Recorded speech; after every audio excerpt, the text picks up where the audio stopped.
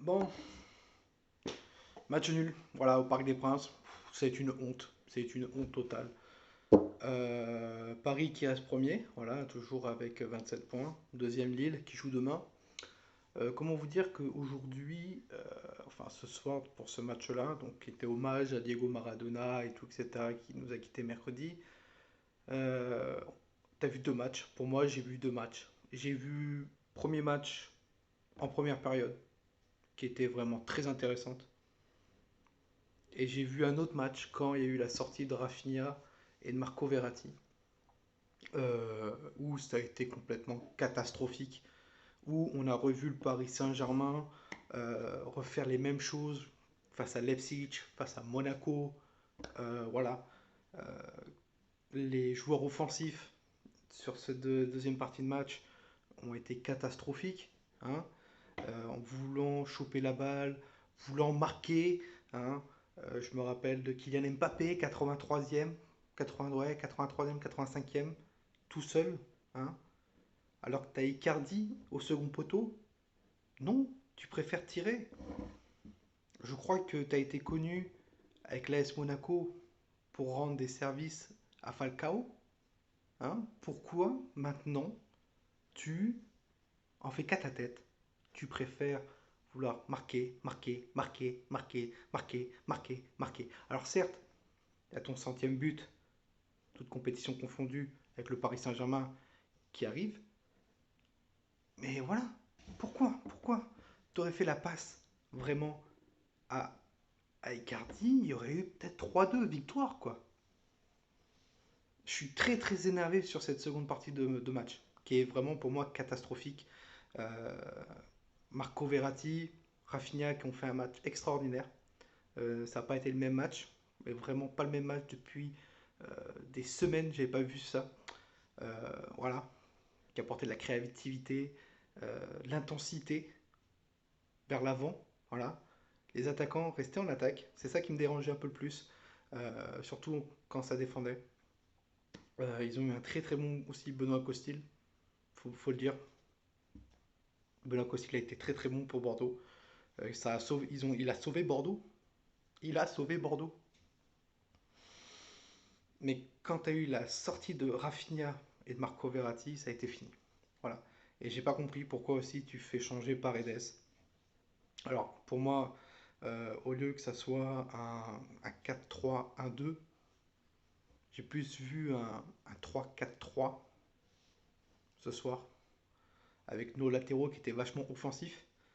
Euh, Paredes vraiment excentré au niveau de la défense, qui apportait la créativité et le jeu en défense pour le milieu de terrain, qui va ensuite distribuer aux attaquants avec Rafinha et Marco Verratti. Chose que je n'ai plus revue quand Herrera et Di Maria est rentré. Di Maria était catastrophique. Neymar, si on veut en parler, Neymar, ok, alors c'est un but, une passe décisive, mais Neymar, pour moi, il n'a rien apporté dans ce match-là, encore une fois. Euh, Mbappé, toujours en train de croquer. Si Mbappé ne pense pas qu'à marquer, ce soir, Paris, hein, s'il pense au Paris Saint-Germain et non pas à ses stats au Paris Saint-Germain, ce soir, Paris gagne le match. En première période, il en a croqué aussi pas mal, les gars. Voilà. Et c'est quelque chose qui m'énerve de plus en plus de revoir toujours les mêmes. Donc Mbappé, Neymar, toujours en train de croquer devant le ballon. Voilà. Et que tu vois un petit gars comme Moiskin qui est prêté au Paris Saint-Germain, qui vient défendre, hein, il vient mouiller le maillot en défendant. Et que les deux autres sont en attaque et attendent. Je comprends pas. Quand tu défends à 10. Le gardien, il reste dans ses cages.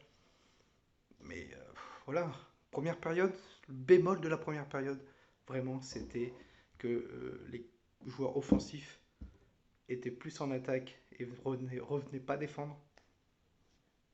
Voilà. Aussi, ce qu'on peut parler des latéraux, Baker, alors certes, très offensif ce soir.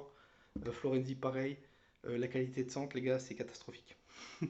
Catastrophique du. Mais vraiment.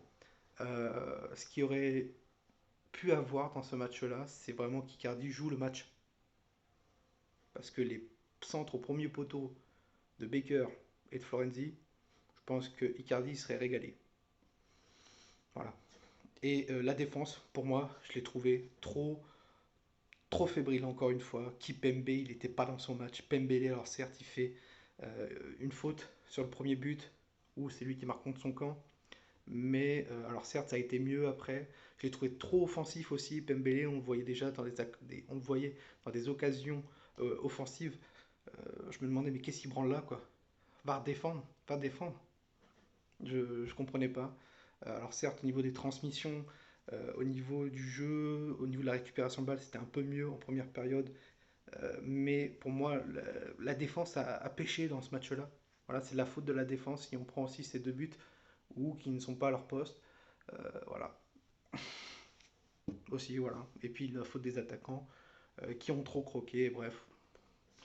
Match, voilà, tu prends un point, tu as perdu contre Monaco la semaine dernière, tu prends un point là.